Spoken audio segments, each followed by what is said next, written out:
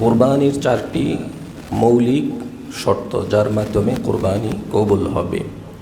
এক নাম্বার শর্ত হচ্ছে কোরবানির ক্ষেত্রে নিয়তকে সহি করতে হবে। নিয়তের মধ্যে যদি কোনো গড়বড় থাকে তাহলে সেই ক্ষেত্রে কোরবানি আদায় হবে না। গোশত খাওয়া হবে, মানুষকে দেখানো হবে, মানুষের বাহবা পাওয়া যাবে, কিন্তু কোরবানি কবুল হবে না। এই জন্য আগে নিয়তকে আগে সহি শুদ্ধ করে নিতে হবে। কোরআনুল কারীমে সূরা হজে আল্লাহ তাআলা বলছেন, লা ইয়ানালুল্লাহু লুহুমুহা ওয়ালা দিমাউহা ওয়ালাকিন ইয়ানালুহুত তাকওয়া মিনকুম। যে নিশ্চয় তোমাদের কোরবানির পশুর গোশত, রক্ত কোনো কিছুই আমি আল্লাহর কাছে পৌঁছে শুধুমাত্র তাকওয়া, নিয়ত, কি কারণে কোরবানিটা করলে এইটাই আমি আল্লাহর কাছে পৌঁছে। এবং আল্লাহ তাআলা ইন্নামা ইয়াতাকাব্বালুল্লাহু মিনাল মুত্তাকিন, আরেক জায়গায় বলছেন যে আমি মুত্তাকিনদের থেকেই কোরবানি কবুল করে থাকি। যে মুত্তাকিনা, যে আল্লাহর ভয়ে কোরবানি দেয় না, যে মানুষকে দেখানোর জন্য কোরবানি দেয়, তার কোরবানি আমি কবুল করি না। কাবিল কোরবানি দিছে, কাবিলেরটা আল্লাহ তাআলা গ্রহণ করেন নাই। হাবিল নিজে মহব্বত করে আল্লাহর ভালোবাসা পাওয়ার জন্য নিয়ত সহি করে কোরবানি দিছে, তো আল্লাহ তাআলা তারটা কবুল করছেন, কিন্তু কাবিলেরটা কবুল করেন নাই। এই জন্য কোরবানির প্রথম শর্তই হচ্ছে নিয়তকে সহি করতে হবে। এবং হাদিসের মধ্যে আসছে ইন্নামাল আমালু বিন্নিয়াত, নিশ্চয়ই সমস্ত কাজের ফলাফল হচ্ছে নিয়তের উপরে। নিয়তের মধ্যে যদি ভেজাল থাকে তাহলে সেই কাজ দেখতে যতই সুন্দর হোক, গরু যতই মোটা হোক, কালার যতই সুন্দর হোক, সেই কোরবানি আল্লাহ তাআলা কবুল করবেন না। অন্য হাদিসের মধ্যে আসছে, মুসলিমের রিওয়ায়েত, ইন্নাল্লাহা লা ইয়ানজুরু ইলা সুওয়ারিকুম ওয়া আমওয়ালিকুম, নিশ্চয়ই আল্লাহ তাআলা তোমাদের আকৃতি দেখেন না এবং তোমাদের সম্পদ দেখেন না। ওয়ালাকিন ইয়ানজুরু ইলা কুলুবিকুম ওয়া আমালিকুম, নিশ্চয়ই আল্লাহ তাআলা তোমাদের অন্তর দেখেন, নিয়ত দেখেন এবং তোমাদের আমল সমূহ দেখেন। এই জন্য কুরবানি করতে হবে একমাত্র আল্লাহকে রাজি খুশি করার জন্য। সাহাবায়ে কেরাম কুরবানি করছেন, রসুল কুরবানি করছেন একমাত্র আল্লাহকে রাজি খুশি করার জন্য। এবং ইব্রাহিম আলাইহিস সালাম কি দৃষ্টান্ত স্থাপন করেছেন, ইয়া বুনাইয়া, আমি স্বপ্নে দেখছি, ইন্নী আরা ফিল মানাম আন্নী আযবাহুকা ফানজুর মাযা তারা, যে আমি তোমাকে জবাই করতেছি, এখন তুমি কি বলো। সে বলছে যে আপনাকে যেভাবে আদেশ করা হয়েছে আপনি সেভাবেই সেটা পালন করেন। এরপরে তিনি সম্পূর্ণ রেডি হয়ে গেছেন, এখানে কোনো ছলচাতুরি নেই, এখানে কোনো দেখানোর বিষয় নাই। নিজের সন্তানকে জবাই করার জন্য ইব্রাহিম আলাইহিস সালাম পরিপূর্ণভাবে রেডি। তো আল্লাহ তাআলা তার নিয়ত দেখছেন, নিয়তের কারণে সন্তান গ্রহণ করেন নাই, কিন্তু নিয়তকে গ্রহণ করছে। এই জন্য কোরবানির ক্ষেত্রে আমাদেরকে লক্ষ্য রাখতে হবে আমার নিয়তটা কি। এখনও যদি নিয়তের মধ্যে ঝামেলা থাকে তাহলে এখন থেকেই নিয়তকে সঠিক করতে হবে, যে আমি কেন কোরবানি করছি। নিজেকে প্রশ্ন করি যে আমার ইচ্ছা কি, কেন কোরবানিটা করছি। এত বড় গরু কিনবো, কারণ কি। এই কালার কিনবো, কারণ কি। খাসি দিব কি দিব না, কোনটা দিব, কোনটা দিলে ভালো হবে, কাদের সাথে দিব, কেন দিব। এই প্রশ্ন নিজেদেরকে করি যে আমি কেন কোরবানি করছি। সন্তানরা বলতেছে যে চাচা এত টাকা দিয়ে কোরবানি কিনছে, আমাদেরটা যদি এরকম হয় তাহলে কেমন দেখা যায়, সবাই গোশত খাবে, আমরা যদি ওই গোশত খেতে না পারি তাহলে কেমন হবে। এই ধরনের নানান কথা, নানান জনের কারণে কোরবানি দিলে কোরবানি হবে না, গোশত খাওয়া হবে। আমরা গোশত খাওয়ার জন্য কেউ কোরবানি দিব না। গোশত তো আমরাই খাবো, আল্লাহও খাবেন না, ফেরেশতারাও খাবে না, কেউ খাবে না। আমার কোরবানির গোশত আমিই খাবো, কিন্তু নিয়তকে আল্লাহ তাআলা আগে দেখতে চান। ইন্নামা ইয়াতাকাব্বালুল্লাহু মিনাল মুত্তাকিন, নিশ্চয়ই আল্লাহ তাআলা মুত্তাকিনদের, আল্লাহ বিরুদের কোরবানি কবুল করে থাকেন। এই জন্য নিয়ত দেখি আমার অন্তর কি চায়, কি বলতেছে। 2 নাম্বার মৌলিক শর্ত হচ্ছে যে কোরবানিটা আমার অবশ্যই হালাল টাকার মাধ্যমে হতে হবে। হারাম টাকার কোরবানি আল্লাহ তাআলা কবুল করবেন না। যেমনিভাবে নিয়ত গড়বড় হলে কোরবানি কবুল হয় না, এমনিভাবে হারাম সম্পদের দ্বারা কুরবানি দিলে সেটাও আল্লাহর দরবারে কবুল হবে না।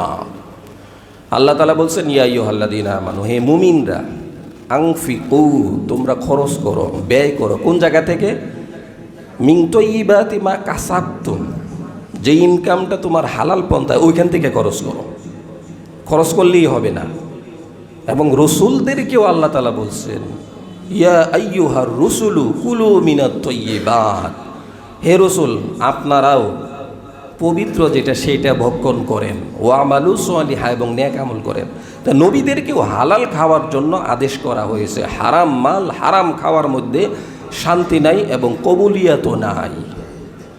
এই জন্য আমার গরু ছোট হতে পারে, বড় হতে পারে, সেটা কোনো বিষয় না, হালাল হইল কিনা এটাই হচ্ছে বিষয়। এই জন্য আমার যেই ইনকাম হালাল সেই জায়গা থেকে আমি কোরবানির পশু ক্রয় করে সেখান থেকে কোরবানি দিব। ইয়া আইয়ুহাল্লাযীনা আমানু আনফিকু, তোমরা খরচ করো, মিন তয়্যিবাতি মা কাসাবতুম, হালাল ইনকাম থেকে কোরবানি করো।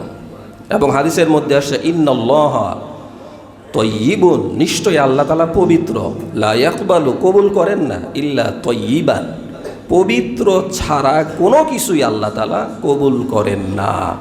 আল্লাহ নিজে পবিত্র, পবিত্রটাই আল্লাহ কবুল করেন, হারামটা আল্লাহ কবুল করবেন না। আর আরেক হাদিসের মধ্যে আসছে লা ইয়াদখুলুল জান্নাতা জাসাদুন গুযিয়া বিল হারাম, ওই শরীর জান্নাতে প্রবেশ করবে না যেই শরীরের রক্ত মাংস গোশত গঠিত হয়েছে হারাম মালের দ্বারা। হারাম মালের দ্বারা, হারাম ইনকামের দ্বারা রক্ত মাংস গঠিত শরীর কখনোই জান্নাতে প্রবেশ করবে না। তাহলে কোরবানি করতে হবে হালাল না হারাম মাল দিয়ে? হালাল, হালাল মাল দিয়ে। ছোট হোক হালাল, ছাগল হোক হালাল, কম হোক হালাল। হারাম মাল দিয়ে কোরবানি করলে সেই কোরবানি আল্লাহ তাআলা কবুল করবেন না। একজনে 5 লক্ষ টাকা দিয়ে কোরবানি করলো, কিন্তু সেই টাকার সাথে সুদ আছে, সেই টাকার সাথে ঘুষ আছে, সেই টাকার সাথে অন্যের সম্পদ আত্মসাতের শরিক আছে, সেই টাকা অন্যায়ভাবে ইনকাম করা হয়েছে, কিন্তু গরুর দাম 5 লাখ। আরেকজন গরিব, সে গরিব মানুষ কিন্তু শুধুমাত্র একটা ছাগল দিছে 10,000 টাকা দিয়ে। আল্লাহ বলেন যে এইটাই আমার কাছে গ্রহণযোগ্য, কারণ আমি আল্লাহ বড় দেখব না, আমি আল্লাহ কালার দেখব না, আমি আল্লাহ দেখব হালাল না হারাম। এই জন্য আমি কি হালাল মাল দিয়ে দিচ্ছি নাকি হারাম মাল দিয়ে দিচ্ছি এইটাও দেখার বিষয়। তাহলে 1 নাম্বার হচ্ছে নিয়তকে সহি করতে হবে, 2 নাম্বার হচ্ছে হালাল ইনকামের টাকার দ্বারা কোরবানি দিতে হবে। হারাম মালের কোরবানি আল্লাহ তাআলা কবুল করবেন না এবং দোয়াও কবুল হবে না। সাদ ইবনে আবি ওয়াক্কাস রাদিয়াল্লাহু তাআলা আনহু রাসূলকে বলছেন, ইয়া রাসূলুল্লাহ আমার জন্য দোয়া করেন। তো রসুল বলছেন তোমার দোয়াই কবুল হবে, শর্ত একটা, হালাল খাও। হালাল খাইলে আমার দোয়া লাগবে না, তোমার দোয়াই তোমার জন্য আল্লাহ কবুল করে নেবেন। আমরা তো এত দোয়া করি, দোয়া কবুল হয় না। কারণ কি? কারণ যা খাচ্ছি হারাম। যদি আমার হারাম ইনকাম থাকে তাহলে কখনোই তার দোয়া কবুল হবে না। রাসূল সাল্লাল্লাহু আলাইহি ওয়াসাল্লাম বলছেন, একজন মুসাফির সে অনেক দূর থেকে সফর করে একদম উস্কো খুস্কো চুল নিয়ে আল্লাহর দরবারে কান্নাকাটি করতেছে, তো নবীজি বলছেন তার দোয়া কবুল হবে না। তার দোয়া তো কবুল হওয়ার কথা, মুসাফিরের দোয়া কবুল হবে, সে কষ্টে আছে, তার দোয়া কবুল হওয়ার কথা, কিন্তু কষ্টের কারণেও তার এত কিছু করার পরেও তার দোয়া কবুল হবে না। তার কারণ হচ্ছে তার শরীর গঠিত হয়েছে হারাম মালের মাধ্যমে। হারাম মালের মাধ্যমে গঠিত শরীর দিয়ে সে যত কষ্টেই থাকুক, সে মুসাফির হোক, সে যাই কিছু হোক না কেন, তার দোয়া আল্লাহ তাআলা কবুল করবেন না। এই জন্য হালাল, আল হালালু বাইয়িনুন ওয়াল হারামু বাইয়িনুন, হালালও স্পষ্ট, হারামও স্পষ্ট। আমরা সবাই হালালও জানি, হারামও জানি, জানি কি না? নাকি শুধু হুজুর জানে? সবাই আমরা জানি। আমার চেয়ে বেশি জানেন আপনারা যে হালাল কোনটা, হারাম কোনটা। এই সরকারি চাকরিতে হালাল কোনটা, হারাম কোনটা, প্রাইভেট চাকরিতে হালাল কোনটা, হারাম কোনটা, ব্যবসায় হালাল কোনটা, হারাম কোনটা, অন্যের সম্পদ এইভাবে নিলে হালাল না হারাম, অর্থাৎ সব এগুলি আমরা পুঙ্খানুপুঙ্খানুভাবেই জানি। তো জানার পরেও যদি আমি হারাম মালের মাধ্যমে কুরবানি করি, তাহলে সেই কুরবানির পশুর গোশত খাওয়া হবে, কিন্তু কুরবানি কবুল হবে না। এই জন্য গোশত খাবো না কুরবানি দেব? আমি যদি কুরবানি দিতে চাই, আল্লাহর নৈকট্য হাসিল করতে চাই, তাহলে অবশ্যই আমাকে হালাল ইনকামের মাধ্যমে ক্রয়কৃত পশু দ্বারা কুরবানি দিতে হবে। এই জন্য হালাল হালাল হালাল। ইয়া আইয়ুহার রাসূলু কুলু মিনাত তাইয়্যিবাত, হে রসুল আপনারাও হালাল খান। তো নবী রসুলরা তো হারাম খাবেন না, তারপরেও তাদেরকে গুরুত্ব দিয়ে বলা হয়েছে, তো আমরা কোথায়? এই জন্যে আমাদের অনেকেরই নামাজ ভালো আছে, নামাজের সমস্যা নাই, হজ ভালো আছে, হজের সমস্যা নাই, রোজা ভালো আছে, রোজায় সমস্যা নাই, সব আমল অনেক অনেক আমল, কোনো সমস্যা নাই, নফল আমলের শেষ নাই, ফরজ আমলের শেষ নাই, সব ঠিক আছে, খালি এক জায়গায় সমস্যা। সেটা কি? সেটা হচ্ছে ইনকাম। ইনকামে হচ্ছে সমস্যা, আর এই জায়গাই হচ্ছে মেইন জায়গা। নামাজে ধৈর্য ধারণ করা যায়, রোজায় ধৈর্য ধারণ করা যায়, যে 20 ঘন্টা রোজা 30 ঘন্টা রাখবো, সমস্যা নাই। হজে যত লাগে দিব, সমস্যা নাই। নামাজে কেরাত 2 পৃষ্ঠা পড়বো, তাও সমস্যা নাই। নফল প্রত্যেক দিন 10 রাকাত বেশি পড়বো, তাও সমস্যা নাই। কিন্তু যখন ইনকামের বিষয়টা আসে, তখন আমরা ধৈর্যহারা হয়ে যাই, তখনই হচ্ছে সমস্যা। এই জন্য নামাজ দিয়ে, রোজা দিয়ে, হজ দিয়ে, জাকাত দিয়ে, নফল এবাদত দিয়ে হারাম ইনকামকে ঢাকা যাবে না। হারাম ইনকাম হারামই থাকবে। এই সমস্ত নফল এবাদত দিয়ে হারাম ইনকাম ঢেকে ফেলা যাবে না। এই জন্য আপনি ফরজ এবাদত করেন, নফল কম করেন, কিন্তু ইনকামটা যাতে হালাল থাকে। এই জন্য হালাল ইনকামের মাধ্যমে কুরবানি দিতে হবে। তো 1 নাম্বার শর্ত হচ্ছে নিয়ত সহি করা, 2 নাম্বার হচ্ছে হালাল টাকার দ্বারা কুরবানি করা, 3 নাম্বার হচ্ছে কুরবানিটা শরীয়ত মোতাবেক হইতে হবে। নিজের ইচ্ছা মতো দিলে হবে না। নিজে যেভাবে ইচ্ছা এভাবে দিলাম, বেদাতি কাজকর্ম করলাম কুরবানির মাধ্যমে, সেটা হবে না। মা আতাকুমুর রাসূলু ফাখুযু ওয়া মা নাহাকুম আনহু ফান্তাহু, যে তোমাদের রসুল যেটা নিয়ে আসছেন সেটা ধরো, যেটা পরিহার করতে বলেছেন সেটাকে পরিহার করো। মা আতাকুমুর রাসূল ফাখুযু, সেটাকে শক্ত করে ধরো। ওয়া মা নাহাকুম আনহু ফান্তাহু, যেটা নিষেধ করেছেন সেটা বাদ দাও। রাসূল সাল্লাল্লাহু আলাইহি ওয়াসাল্লাম যেভাবে কুরবানি করতে বলেছেন, পশু কেনার ক্ষেত্রে, শরীক হওয়ার ক্ষেত্রে, কুরবানির ক্ষেত্রে, গোশত বন্টনের ক্ষেত্রে, গোশত খাওয়ার ক্ষেত্রে, চামড়া বিক্রির ক্ষেত্রে, চামড়া দেওয়ার ক্ষেত্রে, সব ব্যাপারেই রসুলের সুন্নাহকে অনুসরণ করতে হবে। আল্লাহর হুকুম আছে কিন্তু রসুলের হুকুম নাই, তাহলে হবে না। রসুলের তরিকা নাই, তাহলে হবে না। আল্লাহর হুকুমও মানতে হবে, রসুলের তরিকাও মানতে হবে, দুইটাই করতে হবে। যেমন শুকর খাওয়া হারাম, শুকর খাওয়া যাবে না, কুকুর খাওয়া যাবে না, কিন্তু আমি খুব সুন্নত তরিকায় শুকরে জবাই করলাম, ধারালো ছুরি দিয়ে বিসমিল্লাহ বলে, আল্লাহু আকবার বলে, পশ্চিম দিকে মুখ ফিরিয়ে, হবে? হবে না। আল্লাহর হুকুমও থাকতে হবে, রসুলের তরিকাও থাকতে হবে। আবার গরু খাওয়া হালাল, এটা আল্লাহ তাআলার নির্দেশ। গরু, মহিষ, এই 5 প্রাণী যেগুলি আছে, এখন এগুলির মধ্যে আমি আবার রসুলের তরিকা অনুসরণ করলাম না, গুলি করে মেরে ফেললাম, বলি দিলাম, এই ধরনের যদি তরিকা হয়, তাহলে সেই ক্ষেত্রেও এটা খাওয়া হারাম হবে। অথবা কোনো পীরের নামে, কোনো দরগার নামে মান্যত করে সেটাকে জবাই করা হলো, তাহলেও সেটা খাওয়া হালাল হবে না। তাহলে আল্লাহর হুকুম থাকতে হবে, সাথে সাথে রসুলের সুন্নাহও থাকতে হবে, তাহলেই সেটা খাওয়া পূর্ণভাবে হালাল হবে। তো এই জন্য রসুলের সুন্নাহ অনুযায়ী কুল্লু বিদআতিন দালালা ওয়া কুল্লু দালালাতিন ফিন্নার ফাহুয়া রদ্দুন, অন্য হাদিসের মধ্যে আসছে ফাহুয়া রদ্দুন, অর্থাৎ ইসলামে যে ব্যক্তি সোয়াবের নিয়তে কোনো নতুনত্ব সৃষ্টি করে সেটা পরিহারযোগ্য, সেটা প্রত্যাখ্যাত, সেটা কখনোই গ্রহণ করা হবে না। এটা হচ্ছে বিদআত, আর প্রত্যেক বেদাতই হচ্ছে পথভ্রষ্টতা, আর প্রত্যেক পথভ্রষ্টতাই মানুষকে জাহান্নামের দিকে নিয়ে যাবে। এই জন্য নতুনত্ব সৃষ্টি করা যাবে না। গরুর গলা এটা পরানো, তারপরে মানে যা কিছু করে আর কি দেখা যায়, তো এই সমস্ত বেদাতি কোনো কাজকর্ম করা যাবে না। অবশ্যই সুন্নাহ অনুযায়ী কুরবানি দিতে হবে, এটা সব ক্ষেত্রেই। তাহলে 1 নম্বর শর্ত হচ্ছে নিয়তকে পরিশুদ্ধ করা, 2 নম্বর হচ্ছে হালাল ইনকামের মাধ্যমে কুরবানি দেওয়া, 3 নম্বর হচ্ছে শরীয়ত মোতাবেক কুরবানি করা, 4 নম্বর হচ্ছে রিয়ামুক্ত কুরবানি করা। মানুষকে দেখানোর জন্য আমি কুরবানি করব না। ফাওয়াইলুল লিল মুসাল্লিন আল্লাযীনা হুম আন সালাতিহিম সাহুন আল্লাযীনা হুম ইউরাউন ওয়া ইয়ামনাউনাল মাউন। ধ্বংস ওই সমস্ত মুসল্লিদের জন্য যারা নামাজের মধ্যে অলসতা করে এবং মানুষকে দেখিয়ে নামাজ আদায় করে। এবং রাসূল বলছেন, আমার উম্মতের ব্যাপারে অন্য বিষয়ে শিরিক এবং কুফুরের ব্যাপারে আমি এতটুকু ভয় করি না যতটুকু ভয় করি ছোট শিরিক অর্থাৎ রিয়ার ব্যাপারে।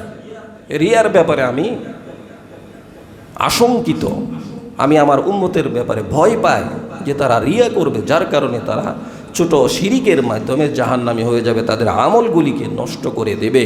ওয়াইদা কামু ইলা সলাতি কামু কুসালা ইউরাউনান নাস ওয়া লা ইয়াযকুরুনাল্লাহা ইল্লা কলিলা। যে মুনাফিক যারা, তারা অল্পই ইবাদত করে, আর যখন তারা নামাজে দাঁড়ায় তখন তারা মানুষকে দেখানোর জন্যই নামাজ পড়ে। মানুষকে দেখানোর জন্য মুনাফিকরা নামাজ পড়ে, তো তাদের এই নামাজ হবে না। তো এমনিভাবে কেউ যদি দেখানোর জন্য, যে 5 লাখ টাকা দিয়ে গরু কিনলাম, এটাকে যদি মানুষকে না দেখাই তাহলে এটা কেমন হয়? মানুষ বলুক যে অমুকে এত টাকা দিয়ে কুরবানি দিছে, এটাকে ভিডিও করে আবার ফেসবুকে ছেড়ে দিলাম। আবার গরুর সাথে সেলফি, সবচেয়ে বেশি গরুর সাথে সেলফি বেশি হয়। এক লোক বলছে যে আমার গরু তো 10 লাখ টাকা দাম হয়েছে কিন্তু বিক্রি করতে পারলাম না, কিন্তু যেই পরিমাণ আমার গরুর সাথে মানুষ সেলফি তুলছে, আমি যদি 10 টাকা করেও নিতাম তাহলে এই 10 লাখ টাকা আমার উঠে যেত। এই পরিমাণ সেলফি তুলছে তার গরুর সাথে। তো এই জন্য গরুকে নিয়ে সেলফি নয়, গরু এটা দেখানোর বিষয় না, এটা তো আল্লাহর জন্য করতেছি, সেখানে আবার দেখানোর কি আছে? তো মানুষকে বলে বেড়ানো। এবং আমি এইবার তো, গতবার তো 5 লাখ টাকা দিয়ে দিয়েছিলাম, এইবার 6 লাখের। তারপরে এই ধরনের নানান গল্প গুজব যেগুলি আছে আর কি, মানুষ যেগুলি করে মানুষকে দেখানোর জন্য কুরবানি দিলে তাহলে সেই কুরবানিও হবে না। এই জন্যে আমি আল্লাহকে রাজি খুশি করার জন্যই কুরবানি করব, কাউকে দেখানোর জন্য না। আমার অন্তর যদি পরিশুদ্ধ থাকে, আমার যদি নিয়ত খাঁটি থাকে, তাহলে সহি নিয়তের মাধ্যমে খাসি কুরবানির দ্বারা আমার যেই বেনিফিট হবে, 10 লক্ষ টাকা দিয়ে যদি নিয়ত সহি না থাকে এতটুকু বেনিফিট আমি পাবো না। এজন্য বড় দরকার না, নিয়ত ঠিক রাখা দরকার। নিয়ত যে যাই বলুক, ও মানুষ বলবে যে ও ভাই এইবার ছাগল দিছে তো কি দিছে? এটা তো মানুষকে দেখানোর জন্য না, এটা তো আল্লাহকে রাজি খুশি করার জন্য, আল্লাহর জন্য। এবং আল্লাহ গোশতও দেখবেন না, আকারও দেখবেন না, রঙও দেখবেন না, কালারও দেখবেন না, রক্তও দেখবেন না, কিচ্ছু দেখবেন না, দেখবেন বান্দার অন্তরের নিয়ত। তবে আমার সামর্থ্য যতটুকু আছে আমি ততটুকু দিব। সামর্থ্য আছে গরু দেওয়ার তো গরু দেব, সামর্থ্য আছে ছাগল দেওয়ার তো ছাগল দেব। যতটুকু আমার সামর্থ্য আছে আমি অতটুকুই দেব, কিন্তু মানুষকে দেখানোর জন্য দিব না। তাহলে কুরবানি কবুল হওয়ার জন্য মৌলিক 4টে শর্ত। 1 নাম্বার হচ্ছে নিয়তকে সহি করা, 2 নাম্বার হচ্ছে হালাল ইনকামের মাধ্যমে কুরবানি দেওয়া, 3 নাম্বার হচ্ছে সুন্নাহ অনুযায়ী, শরীয়ত অনুযায়ী কুরবানি দেওয়া, 4 নাম্বার হচ্ছে রিয়ামুক্ত কুরবানি দেওয়া। তাহলেই আমাদের সকলের কুরবানি আল্লাহ তাআলা কবুল করে নেবেন। এজন্য এইভাবে কুরবানি করতে হবে।